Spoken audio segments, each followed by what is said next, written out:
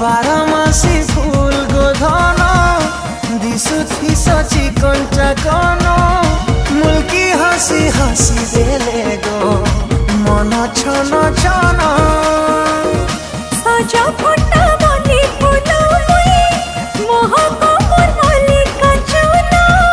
चका चका हाय रे साथी मुह दर्पण रंग रंगिया फागुन रे झिलमिलिया सपन रे भाली मोरे पते साथी